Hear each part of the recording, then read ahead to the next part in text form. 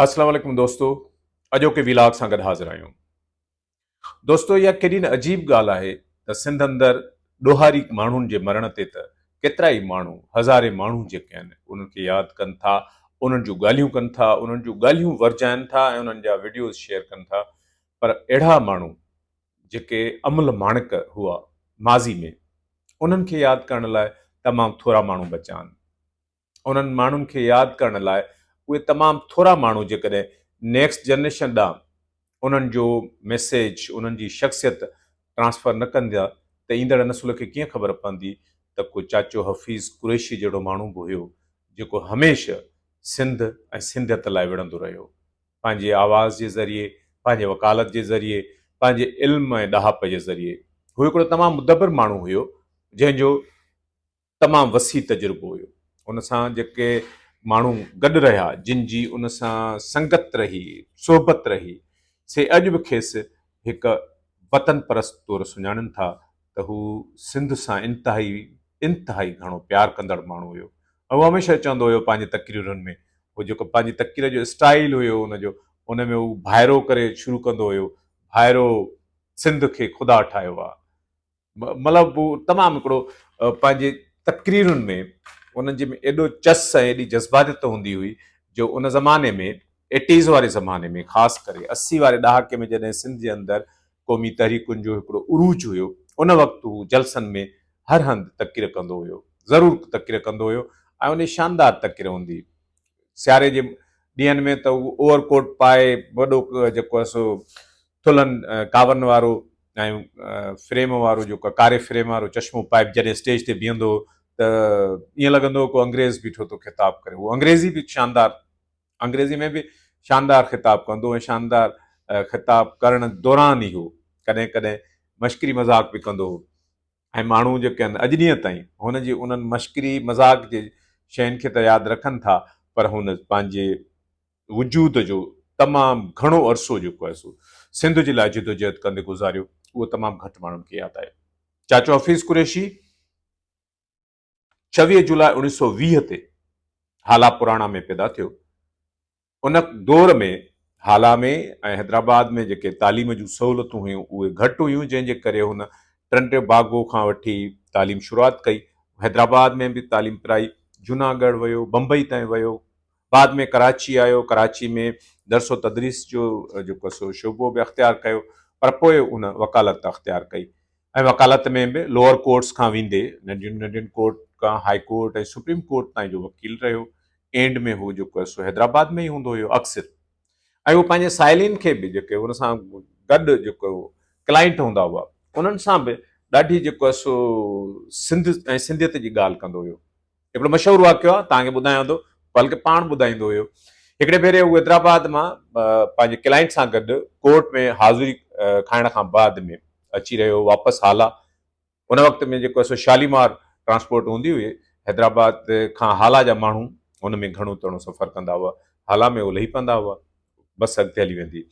सो चाचा हफ़ीज़ कुरैशी बि वेठो हुयो ऐं उन अख़बार पढ़ी, अख़बार में इश्तिहार हुयो मोरे में सिंध नेशनल फ्रंट जे सरबराह मुमताज़ अली भुट्टे जो जेको सो जलसो हुयो।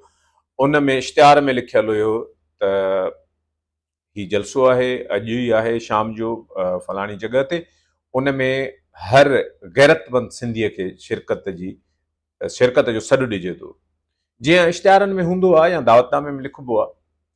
त जॾहिं हाला वेझो आयो त उन क्लाइंट चाचे खे चयो त साईं हाणे लहो भला, हाला अची वियो आहे। चयो न बाबा, मां हाला न लहंदुसि। त हुन चयो साईं पोइ काॾे वेंदो? मां त लहां थो, तव्हां बि अचो, हाला अची वियो आहे। चई बा तूं भली बेगैरत थी, मां गैरतमंद आहियां, मां मोरे वेंदुमि। उहो छो उनखे ॾेखारे इश्तिहार, चई ॾिस हिन इश्तिहार में सॾु ॾिनल आहे हर गैरतमंद सिंधीअ खे, तूं भली बेगैरत ताईं लही वञ, मां वेंदुसि मोरे। ऐं उहो मोरे वियो। उन ज़माने में ओवरकोट पातल वञी जेको आहे सो अवामी अंदाज़ हूंदो हुओ, भई होटल ते जेको आहे पयल खटई उन ते ई सुम्ही पियो। चाचे हफ़ीज़ कुरैशीअ सां मुंहिंजूं मुलाक़ातूं बि, मां ख़ुशनसीब आहियां जो तमामु सुठियूं मुलाक़ातूं रहियूं। उनजे हैदराबाद में जेको भिटाई टाउन में घरु हूंदो उते बि, उन सां गॾोगॾु हुनजो हाला पुराणा में उनजी उताक हूंदी हुई।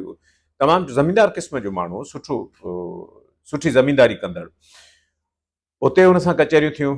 आख़िरी ॾींहंनि में जॾहिं बीमार हो, असांखे ख़बर पई तॾहिं बि आउं हुन वटि हाज़िरी भरणु ज़रूरु वेंदा हुआसीं, कचहरी करणु वेंदा हुआसीं। बल्कि 2 दफ़ा त मूं हुनजो इंटरव्यू बि कयो। हिकिड़ो इंटरव्यू में त हुन मयार ॾिनी रसूल बख्श पली जे साहब लाइ, त उहो कावड़िजी वियो आहे, तो अहिड़ो इंटरव्यू मुंहिंजो हलायो आहे। थियो ईअं हुयो त उन ज़माने में जीअं अॼुकल्ह अवामी तहरीक जा मुख़्तलिफ़ धड़ा पाण में जेको आहे सो इख़्तिलाफ़ रखनि था, हिक ॿिए खे बुरो भलो बि ॻाल्हाइनि था, उन ज़माने में बि ईअं हूंदो 80 वारे ॾहाके में, ख़ासि करे अवामी तहरीक वारा ऐं GSN जा जेके धड़ा आहिनि ऐं कम्युनिस्ट पार्टी जा धड़ा बि हिक ॿिए जे ख़िलाफ़ तमामु घणा जेको आहे सो पंफलेट बि जारी कंदा हुआ, बयान बि ॾींदा हुआ, तक़रीरूं कंदा हुआ। उन्हनि ॾींहंनि में रसूल बख्श पलीजे साहब जेको बयानु छपियो हुयो त साईं जेम्स जे हवाले सां, त उन्हनि जी पंहिंजी जेको आहे न्याणियुनि जी शादी न कराई आहे ऐं वॾेर को जागीरदारानो रवैयो आहे, इन क़िस्म जो को हुयो। उहा ख़बर पढ़ण खां पोइ तमामु घणी तनक़ीद कई हुई हफ़ीज़ कुरैशी साहब, तमामु घणी तनक़ीद, जेका वरी थोरनि घणनि सेंसर करण खां पोइ उन ज़माने में कावश में हुनजो उहो इंटरव्यू छपियो हुयो। ॿिए दफ़े जॾहिं आउं वियुसि, उन वक़्तु कुझु ॿिया दोस्त बि वेठा हुआ, उन्हनि जे साम्हूं मूंखे चयईं, तूं नेठि न मुड़िए न? जो छा थियो चाचा? चई मुंहिंजो दिलबर कावड़ाए छॾियो अथई। जो कहिड़ो? रसूल बख्श पली जे साहब खे हू पंहिंजो तमामु प्यारो महबूब माण्हू सम्झंदो हुयो। हुन सां गॾु रहियो कराची में, ऐं कराची में रूम पार्टनर रहिया हू पाण। हाणे रूम पार्टनर जेके पाण में रहनि था, उन्हनि जी केतिरी हिक ॿिए सां हुजत हूंदी। बल्कि गॾिजी हुननि सिंध अवामी तहरीक बि ठाही हुई, जंहिंमें मरकज़ी जेको आहे सो उहिदो चाचा हफ़ीज़ कुरैशी वटि बि हुयो, पर पोइ बाद में चाचा हफ़ीज़ कुरैशी हुन खां अलॻि थी वियो। रसूल बख्श पली जे साहब सां हुनजी एतिरी हुजत हूंदी हुई जो पाण ॿुधाए पियो त हिकिड़े ॿिए हाला में जेको आहे सो इरफान मेहदी जी वरसी हुई। उन वरसीअ में हुन घुरायो रसूल बख्श पलीजे खे। हाणे ॾिसो प्रोग्राम GSN जो, जिन सां हुननि जा इख़्तिलाफ़ था हलनि, घुरायो रसूल बख्श पलीजे खे ऐं हुनखे फरमाइश कयईं त तूं अंग्रेज़ी में तक़रीर कर। पोइ मूंखे ॿुधाए पियो त रसूल बख्श पलीजे जी अंग्रेज़ी मूंखे वणंदी आहे, ॾाढी अंग्रेज़ी शानदार जेको आहे सो ॻाल्हाईंदो आहे। तंहिंजे करे मां हुनखे चयो त इरफान मेहदी वारी वरसीअ में अचिणो बि अथई ऐं तक़रीर बि तोखे जेको आहे सो उहा करणी आहे, पर अंग्रेज़ी में। ऐं उहो रसूल बख्श पली साहब उहो आयो हाला में ऐं हुन जेको आहे सो तक़रीर कई इरफान मेहदी जे वरसीअ जी तक़रीब में, चाचा हफ़ीज़ कुरैशीअ जी फरमाइश ते अंग्रेज़ी में। इन क़िस्म जा केतिरा ई वाक़िया चाचा हफ़ीज़ कुरैशीअ जा। चाचा हफ़ीज़ कुरैशी जो डायरेक्ट जेको आहे सो मशहूरु हूंदो हुयो, हूअं त साईं जेम्स हुनखे चवंदो हो सिंध जो अबुल कलाम, सिंध जो अबुल कलाम आज़ाद। बल्कि हाणे नज़ीर तुने साहब जी मूं पढ़ी आहे, कामरेड पुराणे ज़माने जो रहियो आहे, त उन चयो त जॾहिं सिंध यूनिवर्सिटीअ जे आर्ट्स फैकल्टी ग्राउंड ते अदी सुनीता हुनखे सॾु कयो, कंपेयर हुई उन महिल 80s वारे ज़माने में, त हाणे आउं सॾु कंदसि सिंध जे अबुल कलाम आज़ाद खे चाचा हफ़ीज़ कुरैशीअ जे ख़िताब करे। त हुन अचण सां पहिरीं वज़ाहत कई, बाबा अबुल कलाम हूंदो पंहिंजी क़ौम जे लाइ, हफ़ीज़ कुरैशी पंहिंजी क़ौम जे लाइ। तंहिंजे करे मां सिंध जो हफ़ीज़ कुरैशी बहितर आहे, मूंखे हफ़ीज़ कुरैशी सॼो। चाचा हफ़ीज़ कुरैशी जा केतिरा ई किसा, केतिरियूं कहाणियूं अॼु बि जेको आहे सो नौजवान जेके कॉम्प्रस कारकुन आहिनि, उन्हनि जे कचहरियुनि जो मौज़ू रहियूं आहिनि। ऐं तमामु शानदार तरीक़े जो उनजो स्टाइल हूंदो, अवामी अंदाज़ हूंदो, स्टेज तां बि उहो गारियूं ॾींदो, ऐं उहे गारियूं उन ज़माने में कंहिंखे ख़राबु कोन लॻंदियूं, सभु उनखे इंजॉय कंदा, खिलंदा हुआ, वॾो सम्झी हुनखे उहो चवंदा हुआ त ज़बरदस्त। हिकिड़ो त मशहूरु वाक़ियो आहे त चाचा हफ़ीज़ कुरैशी जेको आहे सो सिंध यूनिवर्सिटी आर्ट्स फैकल्टीअ में तंहिं ज़माने में घणा जलसा थींदा हुआ, उते तक़रीर करे रहियो। ऐं बंगाल में जेको कुझु थियो उन ते हू ॻाल्हाए पियो त बाबा एॾो ज़ुल्म थियो, उनजे बावजूदि उहो आज़ादीअ लाइ विढ़िया, इनकलाब लाइ विढ़िया, हीअं थियो हीअं थियो, जीअं मुक़ररु हिकिड़ो ख़िताबु कंदो आहे वरी संजीदगीअ सां। ऐं स्टेज ते बल्ब बल्ब जाम लॻल हुआ, मथां त रोशनी हुई, हेठां कंहिं छोकिरे बार बार रड़ियूं पिए कयो, ओ चाचा ओ चाचा ओ चाचा। चाचो नेठि तक़रीर पास बि करे पियो त ॿुधे पियो, नेठि बि पास करे मथे खे हीअं ॾेई रोशनीअ खां ॾिठई, मतिलबु हुन खां पुछई त छा आहे? त हाणे वाइड़प बि घणनि ई नौजवाननि में त आहे। उन वाइड़े नौजवान हुनखे खिली चयो, चाचा अगरि थो लड़कई।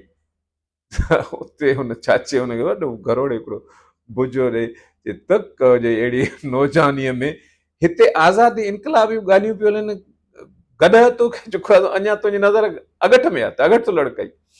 इन क़िस्म जा लाइव जेके चर्चा हूंदा हुआ उहे चाचा हफ़ीज़ कुरैशिया मशहूरु हूंदा हुआ। बल्कि आउं सोचींदो आहियां त अॼोके ज़माने में हुजे हा त हुनजो त जेको आहे सो एतिरियूं वीडियोज़ मशहूरु थियनि हा, एतिरा हुन जा पहाका मशहूरु थियनि हा, एतिरियूं हुन जूं ॻाल्हियूं मशहूरु थियनि हा जो नौजवान हुननि खे जेको आहे सो टॉप ट्रेंड करे हलाईंदा।